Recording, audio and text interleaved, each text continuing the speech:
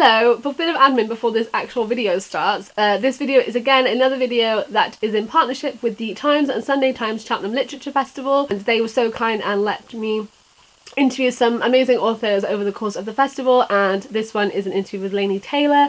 Laini was so amazing, and just thank you so much to the Cheltenham Literature Festival for the opportunities. First thing is that this video, see when I go like this and it zooms in and then it's close from my face? Hi. That happened accidentally when I was doing this video, and I didn't realise, so it's slightly zoomed, so you can see Laini 100% clearly the whole video, but sometimes I'm kind of like this. You can still hear me fine, and you can still see me, and I kind of pop in. There's just like a little bit of the video where you can only sort of see like this much of my face, and I'm so sorry. I'm so sorry. I didn't realise. I was like so flustered by the fact that like what was happening and like trying to set it up that I didn't realise that I wasn't like that it had zoomed. I like must have knocked my camera. The interview is fine, you can see me and you can hear me, and like there's nothing wrong with the quality, and it's all in focus and it's absolutely fine. It's just sometimes I'm not in the frame as much as I would like to be in the frame, but just listen to Laini talk. She's the one that's saying interesting things. Okay, cool. The second thing about this is the Cheltenham Literature Festival gave me these. There's 5 here. They are chapter samplers from Laini's new book, Strange the Dreamer. In collaboration with the Cheltenham Literature Festival, I am excited to announce that 5 of you can win one of these. Yeah. There'll be 5 of you can win one.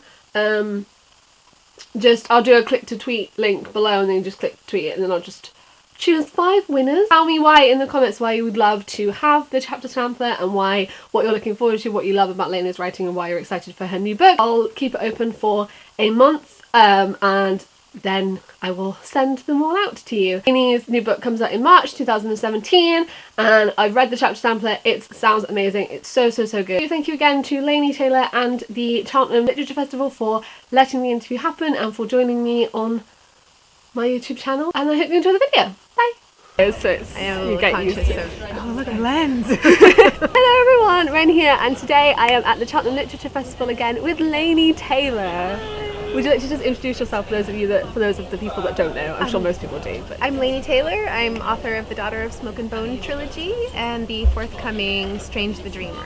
So we're going to talk about your new book for a little bit, because I tweeted that I was going to be talking with you, and everyone was like, talk about the new book. I want to know about the new book. Loads of comments about the cover. Oh, okay. So that was lots of, because there's an American cover and a British cover. What was your sort of input on that? Did you want there to be 2 different ones? Oh yeah, so I'm lucky that my British publisher and my US publisher, I have like a separate relationship with both of them, even though they work together, and so I always have a separate cover, and they're always beautiful, and I love getting different.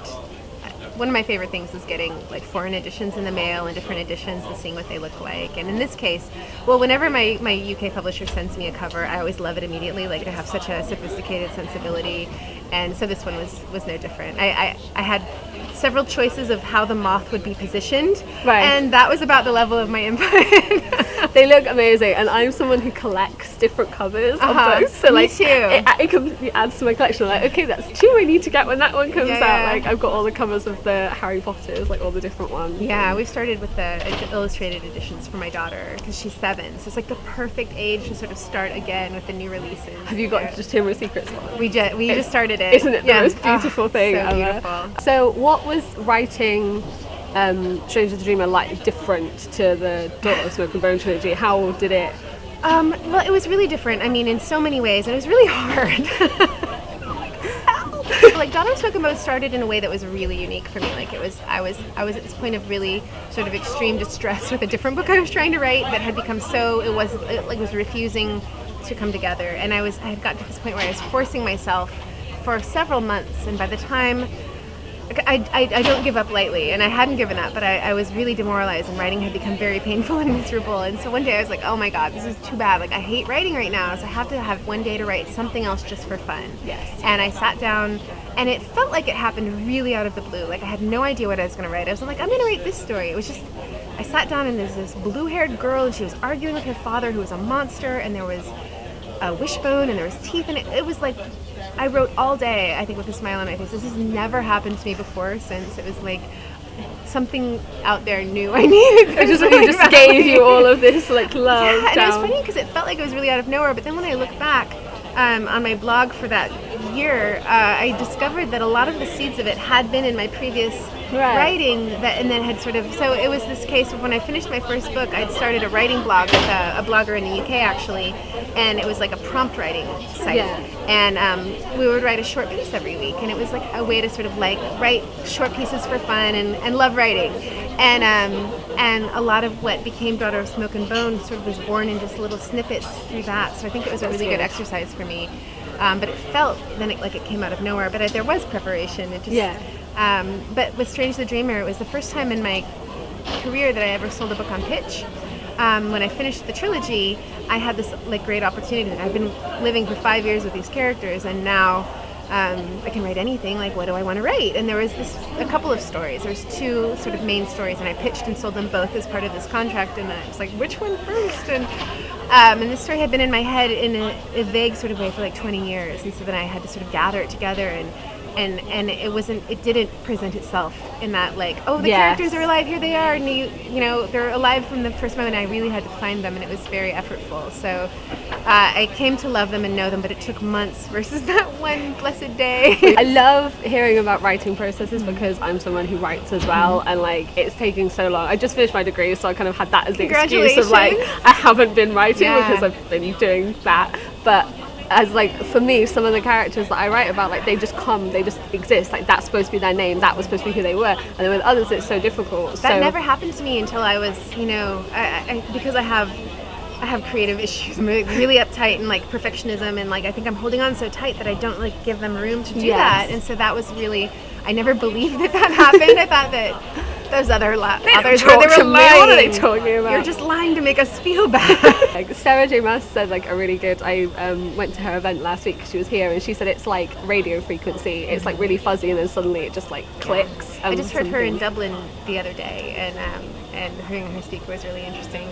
The characters in the new one, I don't want to spoil too much because I don't want to give any spoilers away, but the characters in the new one, how did you feel writing them was different to writing the characters in the Smoke and Bone trilogy? Well, you know, when I started writing what would become Strange the Dreamer, the working title was The Muse of Nightmares, and that's a title that's been in my head for a long time too, and the main character was a girl.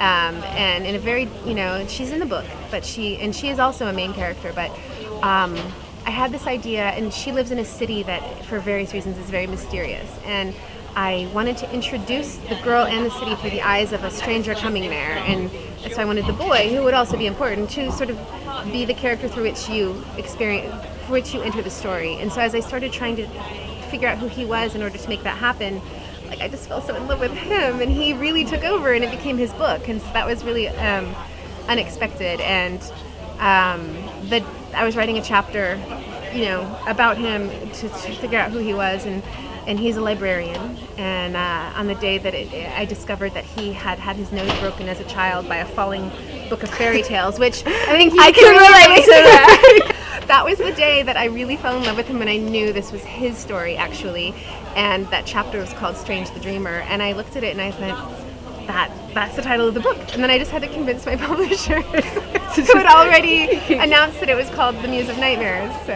I like Strange the Dreamer. In the Smoke and Bone trilogy, this is one of the questions that I got asked. Okay. Who is your favourite character?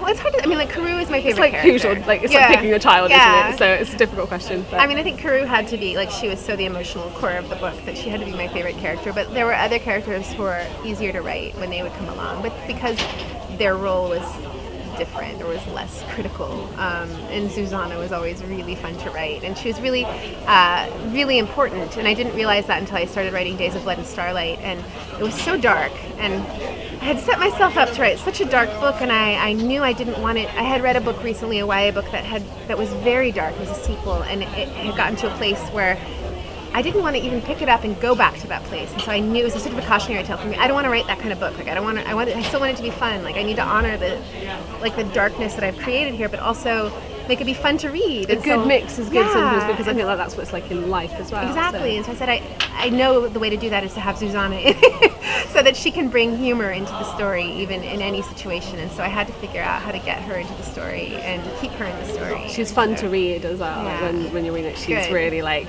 she sort of does keep it. Kind of like going. Thank you. So she was so important. Do you prefer dialogue or like the story kind of building and telling what the writing role? It's a hard question to answer, because I used to be really afraid of writing dialogue, and I think when I first started really seriously writing, I've kind of written all my life, but what I would call writing was more like world building or taking notes about the story, but not actually writing. And when I finally started writing what was my first book, Blackbringer, I had a really hard time crafting dialogue, and I later discovered it's because I didn't know the characters yet, and they didn't have anything to talk about.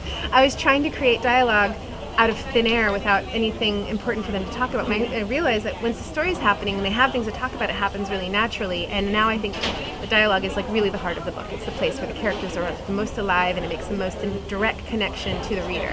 I think it's.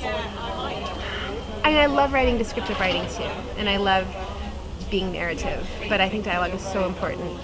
I love them both equally, and I think they're both super important. I've done a little bit of script writing, and it's easier in a way, but I miss the narrative opportunities that I have. It brings it all fiction. together, I think. I just finished reading Cursed Child, and I feel Yeah. like, because I went to see it as well, but then reading it, I read it first, and it was just like, they did this, they did this, they did this, and while it was good to read, like you needed that kind of story as well, so then going to see it and seeing like it be built, Brought to life. it was Yes. like a novel being brought to life, so it just made so much more sense. Like, Yeah, to the so I've story. read part of it. I haven't finished it yet, but you get into the groove, and it gets really Yeah, easy to you read. do, But then yeah, you you do do. have to inject so much.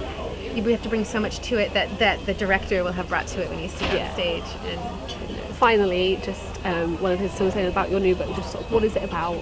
Just a rough synopsis of it. I haven't had to talk about it yet. Are you allowed to talk about it? I am allowed to talk about it. I just don't know how. No, I have written cover copy. I can't remember what it is, but it's like that or Smoke and Memories. It's really hard to describe. But I think that what I would say about this is that it's set 15 years after there's been a war between gods and men won, and they executed the gods and all their children. They're half-caste human children, and some of the children have survived in hiding. And so it's the story of this young librarian and one of the children of the gods who's hiding, and how their stories come together. It's good. It's very good. The chapter itself was really good. Thank you. And we actually have some after the event happens today, we have some spare ones to give away. So that's going to be a thing. Some of you guys can. So I will put a link below to where you can click to tweet to win, and then I'll let you know who's won. The book comes out in March in 2017. It's amazing. It's so good. When I was reading that chapter, I was just like, I want the rest of this, because I don't tend to read them. So I was like, I know I'm going to want more, and then I finished it, and I was like, yeah, I need it now. I'm in that weird place where nobody really has read it outside of the publishing house yet. It doesn't feel really real yet. So yes, no, that's good. So thank you for being here. I will link below to the pre-orders for Lainey's new book and her other books and all of her links and stuff. And obviously all of my links will be down there as well. Thank you for watching. Thank you for being here, and I will see you next time. Bye.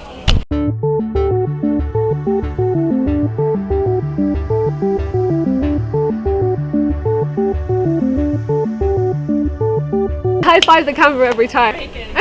Yeah, one day I'm going to hit it too far.